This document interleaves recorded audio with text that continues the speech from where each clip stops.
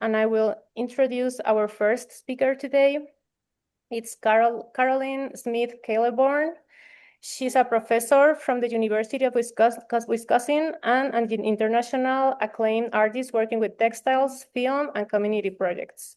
Since 2004, she has collaborated with artisans in Oaxaca, guiding students, artists, and academics through her exhibitions and documentary films, Woven Lives and La Vida y los Muertos. She advocates for Oaxacan culture. So thank you very much, Carolyn, for being here today. Okay, so I'm just going to introduce Miriam, that is our second speaker. And she's a third-generation embroidery artist from San Antonino Castillo Velasco, Oaxaca, known for her family's signature floral designs on traditional clothing. Her mother, Reyna Cornelio, grandmother, Virginia Sanchez, and aunts are also renowned embroiderers, and Miriam has exhibited nationally and internationally. So thank you, Miriam, for being here today also. Okay, so we're going to go ahead. So we're going to talk today about intercambios, which is a Spanish word which is about kind of exchange and giving. But we're going to go a little bit further than like a typical, like I give you this and you give this to me, but how you can actually have some really rich interconnections. We do it both artistically in many of the towns in Oaxaca. They have very complex kind of trade and intercambios with each other. And Miriam's going to talk a little bit about that. So first of all, thank you for having us here. And thank you for Adrian for helping set this up, and for Hedy and Rocio being really wonderful hosts through all of this. So let's see. So we do a lot of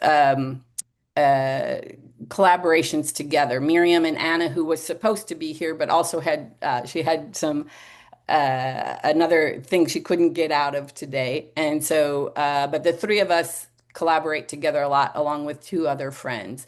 And so we wanted to talk to you about our collaboration and how we work together. And a really good way to do that, I think, when you see a collaboration, I think it's interesting to see what each person is like, when they work by themselves, and then what happens when they start to work together. So we're going to start with a little bit of introduction for both of these. So anyway, I'm Carolyn Kallenborn, as we heard in the introduction. I do a lot of multimedia artist. I've worked in film and textiles, sometimes with installations and projections, but always kind of storytelling, always about color and light. And always I want something that goes a little beyond than just being beautiful, but has some kind of a meaning that goes in, that sort of touches on like how we are human. I sometimes work with installations and the set design. Sometimes the rock piece above is talking about immigrants who have left many of the villages in Oaxaca. I've been working down in Oaxaca since about 2004, every year with multiple projects. And 4 years ago, right about this month, I decided I finished my job at University of Wisconsin-Madison, retired early, moved to Oaxaca, purchased a house, remodeled it, and over here on the right that's my patio looking out at my house that I had done. And now I live there and run. I have my artist studio there. I have people come and stay, and I work to connect up artisans from Oaxaca with arts from the rest of the world. That's like my passion, and I'm really excited that that's what I can do with my life now. And is Miriam on yet? She is. There, Miriam, you're on. So this is Miriam Campos. We have been working together. To give her a brief introduction, we've been working together for like, I think more than 10, 12 years now, and on many, many different projects. And we continue to work and create. Our relationship has shifted from, kind of doing commissions from her to where now we create things together. And so Miriam, why don't you go ahead and talk? They gave you a brief bio ahead of time to tell you where you were from. So that was just an addition to that. So you want to go ahead, Miriam? Yeah, sure. Thank you. And sorry for the inconvenience of the technology here. I'm Miriam Campos, and I'm from San Antonino Castillo Velasco, as you heard before. I'm here right now, so that's why my internet connection is so unsustainable. And this is my family. I am very blessed because I belong to a artisan family. So I grew up with the tradition of embroidery. I learned from all my relatives, mainly my mom and my grandmas. This is the traditional work that we do in here, but also, as Carolyn mentioned, we are developed another type of art during our, that is the traditional uh, type of embroidery that we used to develop during my life. But I also have doing some experimentation with embroidery, and nowadays I'm doing a development other forms of expression through embroidery, like sculptural textile things, or collaboration like with Carolyn, like the picture above, would I apply my traditional textile open thread work on a piece, but in a different way in order to express something else through the traditional, but also with innovation. And another thing that I has been doing is, as Karen said before, is this type of project, which is a communitary project that me and my community, we are developing here in town, and it's about to use our traditional to combine in something more um, new, like using the embroidery into a collection of jewels. And the jewelry is with this company called Tani. It has been since almost 6 years nowadays. Now we have a signed contract, and it has been a good experience, but at the same time, it had been a rough time because when we talk about community property and things like that, it's not easy to get agreements. So I learned a lot about of challenge and how to work with a group of people. It has been interesting. We just wanted to mention that this is also another part of my life, and together with the tradition, there's some other things that we are doing too. So Ana Paula Fuentes, who's not with us right now, is another colleague that we collaborate with on a regular basis. And she had hoped to be here today, but was not able to. She's a social designer, a photographer. She lives in Oaxaca City. She's from Mexico City originally, and these are her photography over here.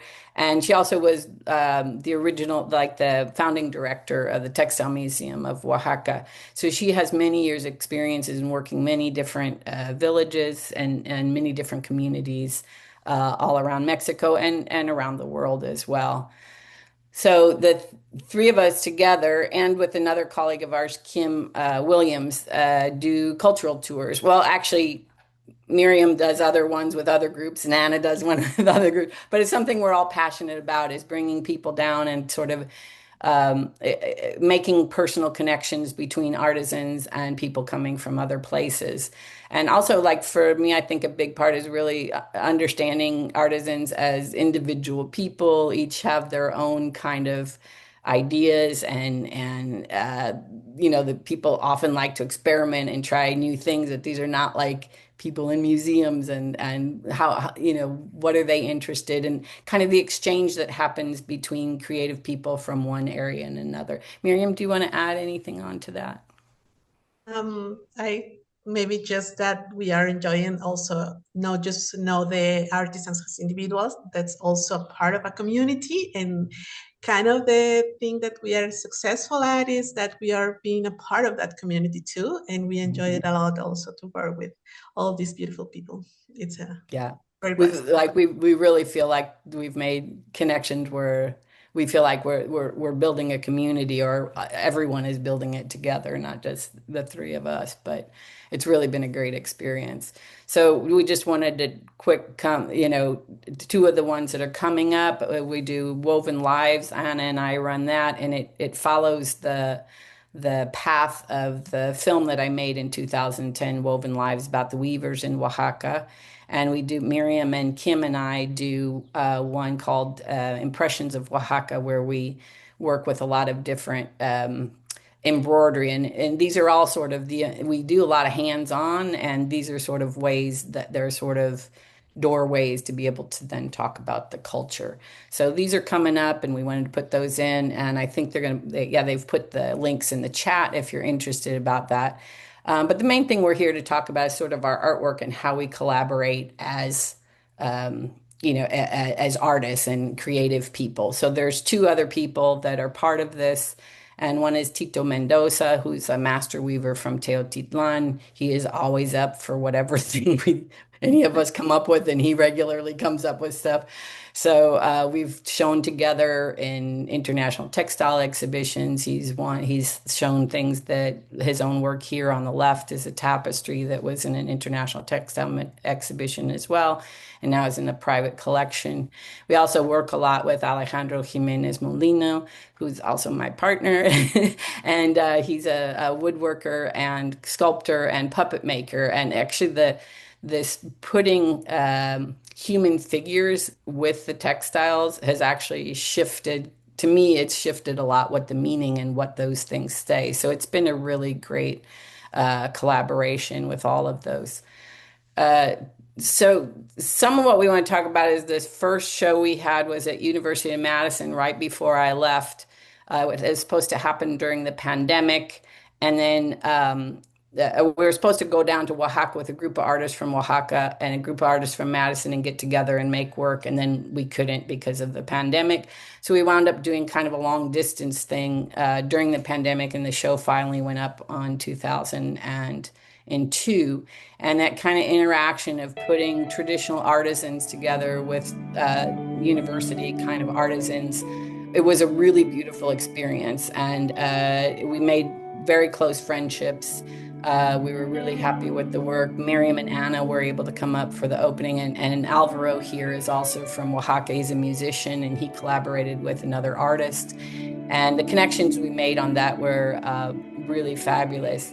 And from this exhibition, another gallery in Madison saw that a year later, and he asked, or he saw our talk about it a year later, and he said, well, I want you guys to do an exhibition here. And he gave us the gallery, and he said, you can do whatever you want. It should just hook up Oaxaca and Madison. And like, that's about the best thing you can get from a gallery, is to let them, let you do whatever you want to talk about, And so we had been reading Braiding Sweetgrass. We were also in the middle of a really severe drought when this offer came in. And so we were thinking about what are the things we know or live in Oaxaca that we want to talk about for an audience in the States. So we had been reading Sweetgrass and thinking a lot about the interaction between humans and the earth and our connections with each other, and those natural kind of exchanges that happen in nature that are not like transactional exchanges, but they're more like they just naturally come. Like I breathe out carbon dioxide and the trees take it in, and then they give oxygen back, and it's not like a deal. And it's like these kind of interactions that come naturally. So we wanted to talk about that, and we wanted to talk about water specifically because we were very aware of what happens when water starts to run out, because we were in a drought, and we don't have enough water in our houses, just for regular living if we're not careful, if we're not really guarding it. So we developed a show called Reciprocity and made some new work and some pieces we had shown before. And we talked about giving and receiving, and then really thinking about this exchange that our conversation started from braiding sweetgrass, but we started talking about how that relates to life in Oaxaca. And one of the big things there is this idea of Guelaguetza, about giving and receiving. And this is where I'm going to let Miriam take over, because she's lived this her whole life. So, oops, wrong direction. Sorry. Yeah. Yeah, I was gonna say, we were thinking about, we have this amazing opportunity, and we were reading this amazing book, Braiding Sweetgrass, which was talking so much about the indigenous wisdom. And luckily here in Oaxaca, we have still a lot of indigenous groups living nowadays in the territory of Oaxaca. And we are surrounded by traditions that they base on their acknowledgement. So that's why we are talking about Guelaguetza. Guelaguetza nowadays is like this crazy festivity that you can see right now. It's very loud, a lot of music. It's very well known worldwide because so many tourists came here to Oaxaca and have the chance to hear the music and see the costumes of the different regions of Oaxaca. Because at the end of the month of July, by 2 Mondays, we have the chance to see all of this spectacle, this show. But now is the more we're known for Guelaguetza, but Guelaguetza actually is not just like that. Now this is the concept that we're living in towns. This is my town. This is the Sote farm.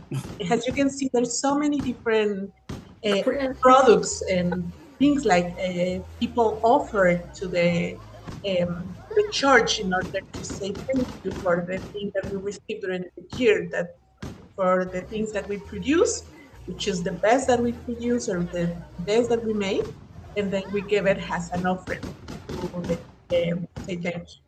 It's a big festivity, and that is also Guelaguetza, because Guelaguetza means giving and receive in reciprocity. Actually, it's a Zapotec word, and more or less that's the meaning. This is one example of Guelaguetza, but there's so many other examples of Guelaguetza, not just the festivity. Here we have another tree, for example. The one that is in the video, it's in a celebration, in a party in the Carolyn's neighborhood, and they are the neighbors, and they get together and they prepare all this celebration. Just someone give the music, some other bring some pastries, some others prepare food. So that's the way that we live in the reciprocity in real life. We offer things that we can share with others. In the picture in the opposite corner, it's the baptism of one of my nephews. So I became into her godmother, and in order to attend the guests, I prepared this table of candies and sweeties in order to also share with others the things that we have in here. And the last picture in the below, we are 5 of us, some of our closest friends that we also live this Guelaguetza thing during our real life. Here, Tito have to offer a weaving workshop, but not in the pedal loom. He was using the mark, and in order to taste their thing, he asked us for being his test. So that's the way that Guelaguetza also works, and we wanna share with you how is the real life of Guelaguetza in these times here in the place that we live in. Okay, and then whoops. Down. Mm-hmm. And that was one of the most biggest inspiration between together with the lecture of Prince Sweetgrass, because there's also another examples in real life of collaboration process, like the milpa system.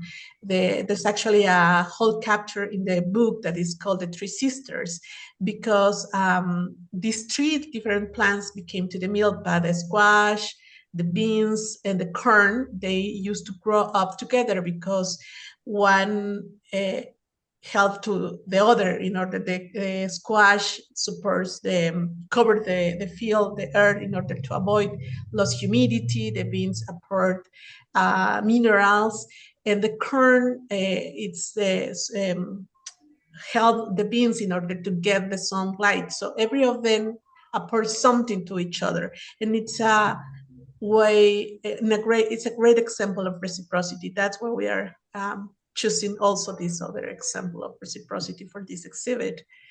And yeah, because also we have another anecdota when we have the chance to go to Madison also for the first time with Carolyn for another exhibit. We have the chance to drive through the Middle East from Madison to St. Louis by car. Carolyn was driving, and I was seeing through the window, and the only thing that I saw during hours and hours, it was corns of field corns all the way but no people, no squash, just corn, miles and miles. And it was like shocking by me. Some people I was where, because I'm used to see the milpa like this, like a more wild with no, yeah, normally, yeah. So, yeah, like this. This is the normal way that I grew up seeing the milpa, and more Mexicans that we living in the fields, we see these type of things. Our whole life is look like a mess, but actually it's not. That's the three sisters, and more than three sisters, because there's another type of herbs growing on into this kind of mess. There's a lot of quelites, and the quelites also are delicious, and there's a thousand of ways to prepare them, and they are very healthy and delicious. So this is the way that we want to try to make our approach of this invitation, and try to show a little bit of these things that we see all days here in Oaxaca into this exhibition. And we wanted to focus also in the other sister that we have, that we are all the other sister. We are as humanity. We also are this interconnection with the nature. We are not separate the nature. We are part of it, and that's also one of the best, the most important thing for us to try to show in this exhibit. This was of inspiration, and then and then so we started looking at some of the stories that she told in the book, and one of the ones that struck us right away was their origin story of the Potawatomi is about Sky Woman. And in their origin story, Sky Woman comes down and then she's falling to the earth, and all the animals actually work together both to hold her as she falls, and then also they're looking for earth to build the earth. So to tell it all very short, it's worth reading the book. It's really good. The basic idea is that earth was made, not as something separate and then humans put there. And it wasn't made by humans, and it wasn't made by animals. It was animals and humans working together that made the earth that we now inhabit. And we really like that idea. And that's a very central idea to the reciprocity is a very central idea to that. Like it's all working together that's doing it, and that created the world that we live in. And again, I'd check out the book. It's very beautiful. And then we wanted to think about like how to describe this thing about the milpa and how to sort of put it in your head as something that you can remember. And so Tito and I had actually done this. The weaving that's on the top was something that it was a design and an idea we put together several years ago at a show, and the idea of cycles of water and the water feeding the plants, and then the plants and the mountains and the sky, and this universe that's around and all connected. And but then when we started talking about the milpa and putting into it that idea of planting and that reciprocity, the way those three plants work together to kind of create a complete system. And actually, in Oaxaca, about 45 minutes from where we live, there's a cave where they found the oldest cultivated corn in the world, just right in our neighborhood. And it's from more than 10,000 years ago. And they found with it the cultivated corn and squash and beans with it. So people have been living in the valleys where we live, have been living with this system, and it's been sustaining them for 10,000 years. And so that to us is like, that's a fairly significant thing to like, something's going on here we should pay attention to.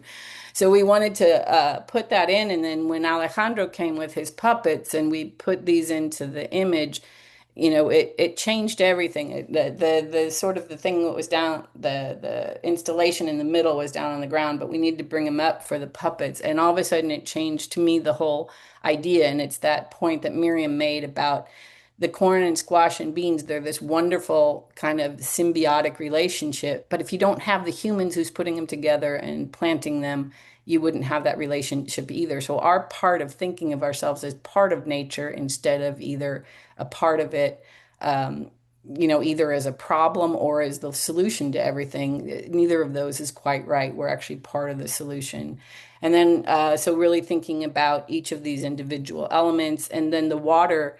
And because water was such a big deal for us in the drought, thinking about aquifers below, and thinking about how there's the system above, but we often have to think about the aquifers below. There's a number of people in Oaxaca doing really interesting things with water harvesting, that's holding water not as a tank to use, but how do you hold it long enough to get back into the aquifer? So those things are sort of part of this piece, as well as sort of the artistic things. And that's an incredibly woven textile for those of you that are weavers. It's really outstanding. And Miriam, you want to talk about the water? Yeah, sure. Mhm. As Caroline mentioned before, when we are discussing or have this chance to show something that it was important for us, we all get together and we're trying to put our ideas in the center. That's why we can say specifically for every piece that this is what's made. We can say this was made by someone, but the concept or the idea, it's actually a practice of the Guelaguetza, of the Intercambio that we have between all of our members. That's why we decided to make this series that we call Water Speak, because there's not just the language that we also hear with words. There's another way to communicate things that don't use just words. And that's the thing that we are thinking about when we propose this idea. The Water Speaks is a series of photographies and this piece of wood carver that says also in a hands and tools to express the other ways to communicate to. This is with the Sign language. Of hands, and it says agua in Spanish, A-G-U-A, water, which that's also to try to attack the attention of the people, that there's another ways to hear and another ways to speak. And that's where our main call to develop this series of photographies. The photographies are from Ana Paula. That's the final piece of the hands. And these are the photographs of Ana Paula. Ana Paula has a great eye. She's amazing. She's very creative. And she offers a bunch of photographies related to water. Something caught her attention of these photographies. And then Caroline and I, we have the chance to choose from this bunch of possibilities. And Caroline choose 5 and choose 5. And we try to express our response was with fabric and threads and paint, and every of us respond to in a different way by every different photograph. So behind every photograph there's a story.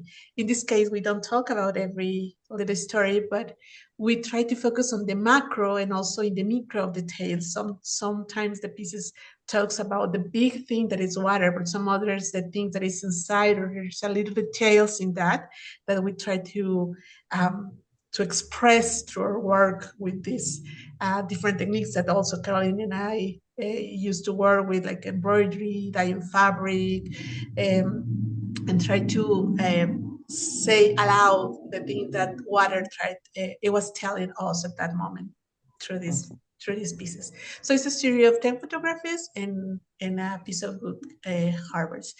This is the final the final way that we put the photographs into space, and it's an invitation to walk through the space, because we also wanted to make the attendance to be part of this part of art, because all of that pieces have both sides. One is in the front, another in the back, and both of them say something different in each side. So the idea of invite the people to walk through is also part of the original idea, to speak in or communicate in other different ways. So one of the other pieces that we presented as part of this is something called Marking Time. And it's about thinking about it, also something that both from personal experiences and reading again through Braiding Sweetgrass, the idea of geological time versus human time versus flower time. So about right before the pandemic, I was in Argentina and going on the road between Mendoza, Argentina, and Santiago de Chile. And there's the highest mountain there is Aconcagua, that is the highest mountain outside of the Himalayas. So this is one of the highest points on the earth. And sitting, you could sit there and see the peak, and in front of you, there's this fossil, and the fossil was a sea creature. And it just exploded in my head like, this is crazy because, like, a fossil takes like, to think about how a thing becomes a fossil, that is an incredibly long amount of time. And then you think about how did that fossil get from the bottom of the sea into one of the highest points on the entire planet. And that is just like, that is just more mind-boggling than mind-boggling. And I think I must have been reading Braiding Sweetgrass about the time, because she has a chapter about time and talking about a water drop is only there for a second and its lifetime is very short, but it has this entire lifetime in there.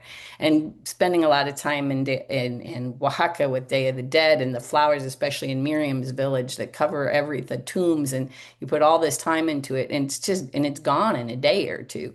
And thinking about that idea of time and geological time versus human time versus flower time. And we are, as humans, like, we are to the mountains are to us, like, we're just a blink of an eye. And then flowers to us are just blink of an eye. So all of us have a different sort of frame of time. And so thinking about that and using images, so it was projections against a wall, and all of the images were either about flowers or sort of geological time or about humans. So it was the very personal ones. And I had my grandmother's quilting frame set up, and I invited people. I had little shapes that I had cut out with laser cutter, and people could write on there about what do you want to leave behind you. And I like the quilting frame as a metaphor, as like we have our specific set that we can see on top of the quilting frame right now. And there's a whole bunch that came before us that's already written and rolled up on one side, and a whole bunch on the other side that's still coming. But very often we only see our small part that's in front of us, and we're not always aware of all that has come and all that will be coming afterwards. Miriam, you want to do the cempasúchil? The cempasúchil is this piece composed by 3 different panels, and it's also about the cycles of life and death. Carolyn and I, we are working for several years, as Carolyn mentioned before, and one of the most more main topics that we like to talk about is life and death, because it's a circle, and here in Oaxaca, especially for Day of the Dead, is very important to celebrate for every Mexicans, but here in Oaxaca particularly, it's not to celebrate the dead, actually, it's celebrate the life of the people who are not with us right now, but they have the chance to visit us once in a year again. So that's what we try to express through these 3 panels of pieces. And it's the representation of the cempasúchil seed, the cempasúchil bud, and the 3 cempasúchil flowers that also at the end they die and the cycles became again. Also, the embroidery was made by me, and Carolyn made the dye and the print of the caracals, that because of the story that Carolyn told before, the fossil that she found in Argentina mountains. So that's the idea that we had to explain through these 3 panels. The technical challenge was to embroidery on top of the threads. This is not fabric. There are threads, and the scale of the panels are huge. So it was one of my biggest challenge to embroidery with no support. But it was also a great way to express things and feelings, because we have to work on these pieces during the pandemic. And that's actually what we made Kim, the other collaboration of us in tours, because she bring me the fabrics that Carolyn has in the US. So as you can see, our whole life is about exchange and give something back when someone else does something else.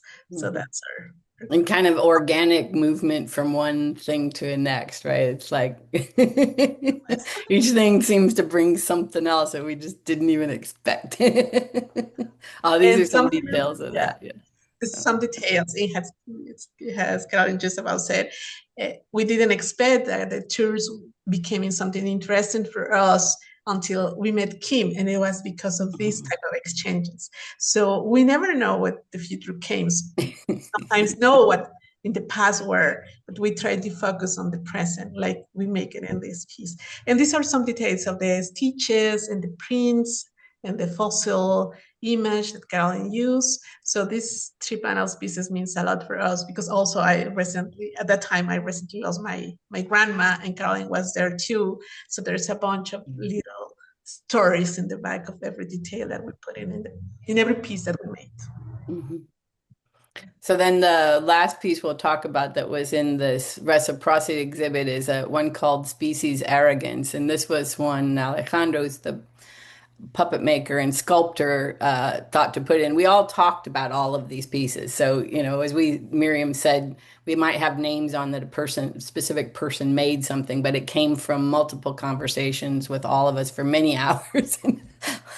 And so he said, I want to make a Narcissus. And I was like, well, how can you make a Narcissus? Like we're talking, we're in Mexico and there's different cultures. And I was a little worried about using something from the Potawatomi, but how do we connect all these stuff? And he said, no, he said, I don't want to make a Narcissus. I want to make a contemporary Narcissus. And he's looking at his cell phone. And then when he said that, like all this stuff connected, at least for me, maybe the other ones already got it before they would, but then it all made sense. And it's sort of like but it's not just like a single individual. We all know people that we come to our mind who look at their phones all the time and look at themselves on their phones. But it's not just about that individual, but the name of this is species arrogance. It's about thinking that we as humans have the only things we have made, art, philosophy, all of which are really lovely, buildings, governments, whatever.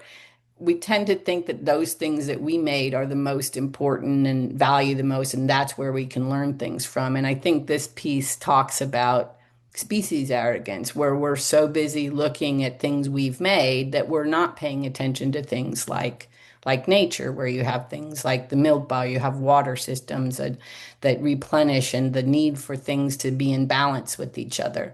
And so I think what happens is we wind up thinking we're sort of on top of the world, and really what we've created is a big mountain of garbage. And in this exhibition, I think I have it in, no, it's not in there. He's also got his back to nature. He doesn't see it because he's too busy looking at himself in this. And I think this was one of the really important piece that was part of this whole thing. So then we recently did another show. Miriam, do you want to chat again a minute about this, about the one we just finished?'re almost wrapped up here. I hope we don't go on too long. Miriam, we want to finish this up on the last couple pieces. These two are recently pieces that we made for a new show that, it's kind of the piece of the Water Speak, the one that we work with the Ana Paula's pictures. Because now we have the chance to, my cousin bring this idea to my family to become my grandmother's house that was abandoned for a couple of years into a cultural community space. So now we have the chance to show things here in town. And because we have this space, as a group, we decided, why don't you use this space in order to show these pieces that we have made. And we tried, it's not like, our pieces are not like a static thing. Actually, 3 of the original series has now in other places, 2 in El Salvador and 1 in the US. And in order to complementary them, we invited Tito and Luis, which is the authors of the hydroscopy and our choice, in order to also say something through water language and why they call their attention and try to express their ideas and add some pieces to this exhibit. So that's the way that also we work. We are not static in one thing. We used to use some piece, and sometimes it's using for express something, and then in another moment it's express another thing. Like in the species arrogance, we use a tree that an embroidery for another exhibit and for another purpose in order to say this is the nature, and the species arrogance is giving the back to that tree, to representation of the nature. So that's the way that we used to collaborate, and that's the way that we used to think, and that's the way that we like to express, because it's bigger and better when we get together and we put our thoughts and feelings and things like in these other examples. Caroline, you want to talk? Yeah. So these are a couple. The one on the left is actually one that was very much a just completely spontaneous response, where in our tours, in our embroidery tour, we do a project where everybody brings in a piece of fabric and then it gets passed around, everybody works on it, and you don't know what's going to happen. And it's a big lesson in like letting go of what you're doing, but still putting it a lot into it, which is a lot like what Miriam talks about is the Guelaguetza within their towns. You give away, but you got to let it go. Something will come back, but you don't know what it's going to be. And it can be hard for like people that like to have control.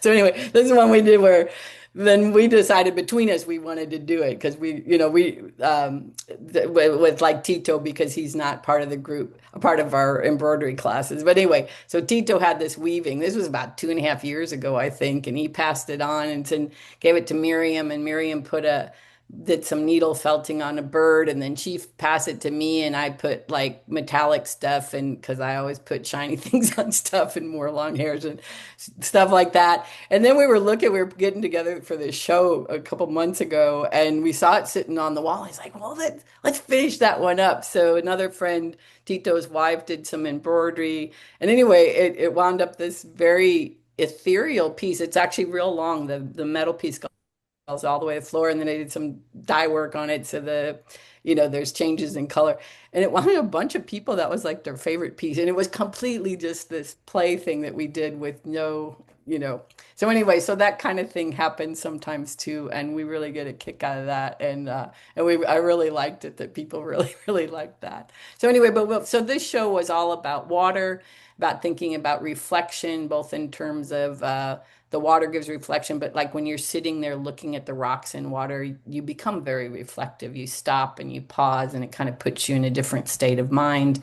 Alejandro carved, this is a giant hand about like this big, and then this is like water, like a waterfall going over it with some dyed fabric. So we were thinking about the different aspects of water, and so we were concentrating more on water. This was also in celebration of the International Day of Water, which was March 17th or something like that. So for all of these pieces together, and all of these pieces that we did in both of these shows, and some of which have been in other shows as well, we really are trying to think about and communicate ways of thinking about nature and thinking about ourselves, like how nature speaks in its own language. And someone said to me once, I was trying to figure out how indigo could be figured out, because I'm sure some of you know how indigo works. How did they figure that out in so many different cultures across the world? Because that's like impossible to just figure out by accident. And somebody in Teotitlán said to me, he said, well, we all have the same teacher. And I thought about that, and that has stuck with me for years. And there's so many things. If we're looking at nature, you will learn how to weave, you will learn how to recycle, all these things, that many, many things that seem difficult. If you watch enough, you'll find that in nature. So also thinking about breath and movement, how we're part of the breathing of the earth, our lives coming in and out. We're part of these natural cycles of breath and of movement. And thinking about, if you look at nature, you'll see layers of history and time. Anything you look at, it's just a moment that it's at this stage. There's a whole bunch before and a whole bunch after that. And we in our lives are like that too. And also thinking about interconnections. If you look at nature, everything is interconnected. Nothing exists without its context around it. And those contexts are just as important to be able to maintain. The context and the interactions are just as important as the individual units. there's also things that you see and are not seen. You see the surface of the water, but there's all these things under the water that if they were not there and they were not healthy, it wouldn't exist as it is. And there's often stuff we don't notice because it's not right in our face, but being able to look beyond that and look deeper at what's nurturing and what's helping things maintain a healthy balance, and that existence itself is a constant cycle of giving and receiving. And thank you. And you can find us on Facebook and Instagram. So yeah. Wow. Thank you, Carolyn and Miriam. This was just like so inspiring. I love it. Thank you very much for being here today. Thanks. So I don't know if any of you have any questions. You can write them down in the chat, or you can open your mic. I think there was a question here, I think. Well, there's Kate saying that I absolutely love what you do. It brings to me so many thoughts, ideas, and that I wish to discuss. Amanda says, wonderful presentation. Thank you all. Judy, beautiful exhibitions. Thank you for sharing all that went into them. Yeah, Nancy also says, thank you for such a great presentation. Mary France, she's asking, how many people in your tours? On our tours, we cap it at 10. Every once in a while, go to 10. We'll go to 11 if like we're mostly full and somebody wants to come with a friend or so. So we've gone to 12 usually, but it's usually capped at 10. So I'll give one more slide on the tours, but I think you guys have all that information in the chat. So I'm going to go ahead and stop that there so we can see faces. Yeah. Thank you. And any other questions, we're super happy. Obviously we're really excited and passionate about this, so we're happy to answer questions. Yeah.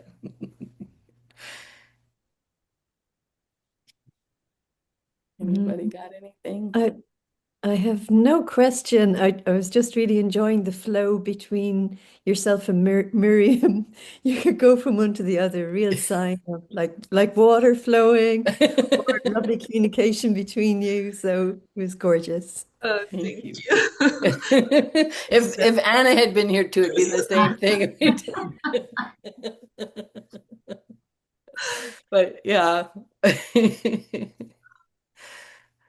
We enjoy each other. How did we meet?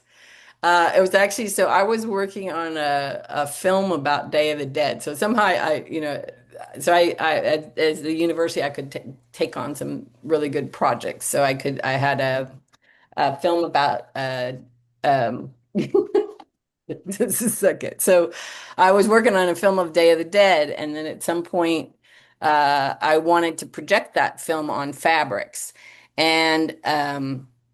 And on the layers of the fabric, I would want to project scenes from the film on that. And then I don't remember. I wanted somebody to embroider on this. It's like a silk metallic organza that's really great. You can project multiple layers on the same fabric. And I wanted to put embroidery on one so it would put shadows on the next one. So I talked to Anna Paula, who was at the Textile Museum at the time, and she said, "Oh, you should meet Miriam." And then I was also filming, and her town is where they grow a lot of flowers. So I first met her at about 3 o'clock in the morning, driving down her street with a number of people jammed into a small car. And we stopped and picked her up, and she drove us off to the flower field so we could get a shot of the sun coming up over the flower field. So that's why we had to be there at 4 a.m. We had never met before. She climbed in. She had to sit on top of us. And so we were all driving down the street. I think Jenny Angus was there too. And so we all we piled in the back of the car and drove out to the cornfield. So that's how we met. And then she wound up doing the embroidery. And then I don't know if you remember, there was a beautiful picture she had of pulled threadwork piece that made really great shadows. So I wound up, working with her on that too. So that all became part of this installation about Day of the Dead, and this big interactive installation that you can walk through, and your shadows become part of the thing. So, and then she got to come up to Madison when we opened the exhibition. And then that like really cemented our friendship, and we've been pretty tight ever since. Right? I have been reading the chat, but it was so quickly, so many comments. I love it. Someone mentioned something about the flower fields. The flowers fields here, there's different flowers through different seasons of the year. So especially for Day of the Dead, we cultivate particular flowers like marigolds and astate, petatillo. So very specific ones. That's what Carolyn came here, and that's why we met each other at 3 a.m. in the morning. And the beginning, our adventures and our anecdotes are like this. We used to have a bunch of more like this. The flowers here are very important. That's why we embroider flowers too, and that's why one of the most very well-known motifs on our tops and our garments here in town. That's why I became to embroidery too, and that's why Carolyn asked me to embroidery this scream, silk scream, which by the way was the more complicated fabric that I ever embroidered at all. I had a tendency to ask her to do stuff that was really hard. But so far, no regrets at all. It has been a challenge, but very enjoyable. It brings me a lot of opportunities and a lot of experience too. So I'm very grateful to have the chance to do that. And someone else, I think, asked about the name of the book. It's Breeding Sweet Grass. The author is Kim. Help me with the last name. Robin Kimmerer, but she's got a middle name in there. Let me look really quick. Yeah. Robin Wall Kimmerer. Yeah. It's a great book. Highly recommend. It's a great storyteller. The stories on the book are just amazing. I love the book. I would love to meet her once. Yeah. Yeah, I love that book too. Yeah, it's really good. Yeah. It's amazing. Yeah. A lot of teachings of the plants too, which is our biggest brothers and sisters, as she said. There are a lot of wisdom to teach us too. And actually that whole idea of like humans being part of nature and like the world that we live in, that humans are actually an active part of that. That's I've heard a lot of other places talking about that too. There's a book called Species that, kind of pulls apart how civilizations developed and what was necessary for this thing to happen. And he talks a lot about that too. And other people talking about that, we often think about humans as separate from nature, but all of the agriculture, it's not just that humans cultivated or domesticated crops, but the crops domesticated the humans too. So there's this kind of symbiotic and interactive relationship is actually really interesting, and there's a lot of people exploring that as an idea right now, which I think is really potent given where we are as a society and all of the things that are happening. So, yeah. Any other questions? Yeah, maybe one last question. I think we still have time for one last question. Yeah, Kate has her hand up. You're on mute, Kate. Sorry about that. When you were talking about the drops of water, the movement of water, it reminded me of a book that I just recently listened to, an Elif Shafak, the Turkish author, and it's fiction, but it's something like The River Runs Through the Sky or something. I can't really remember. It's her newest one. And it's about what follows is like a drop of water in various places. And it just reminded me of what you were talking about with the movement of water. Would you write that in the chat? Because I would like to write that down. Sure. I love to see you, Kate. Yeah. Yes, I almost wrote, I'm really hoping that I'm back next winter. That would be great. Good to see you. And the water also is found that comment. Bianca asked about the importance of water of the town. here, like Carolyn said in the presentation, when we have this chance to exhibit in Madison, it was in the middle of the worst, I think the worst drought that we have so far. It was so crazy. We keep the water from here at home, we keep the water from wash dishes to use it, or to take the shower in order to flush the toilet, things like that. In my town in particularly, we have several troubles with water. We have this experience that my town with two other 16 towns in the valleys of central valleys of Oaxaca, we get together and we receive the first recognition of the national federal government to say we have the right to decide by our own or rules to how to run the water. But it's not as easy as it sounds, because as I said before, like in the TANE project, in every community project, to get together and to get an agreement and to decide as a group very important issues, it's very complicated. But someone had to do it, and that's also why we try to focus on this important issue through our exhibit. It's not the most way to know it, but it's a way to also say we are here, we have another ways to express ourselves. That's why we focus on water in this chance that we have. And one of our friends, Tito, who is the weaver in this, he had just, in their town, in the towns here, there's a lot of, the communities are run by the communities, and it's sort of volunteer, but not. And Tito just got done with a 2-year, they call it a cargo, a 2-year job, which is not paid, working for the community, taking care of the water. It was like it's the water incoming that's used for like agriculture and things, and so he spent the last 2 years running around the mountains, like checking that the water tubes coming from the mountain aren't clogged up. So things are very hands-on here and very local, and people, they're not professional people. It's very real because the ordinary people are having to take care of really major issues. And it's interesting because they understand them, but it's also very local, so they can try something new.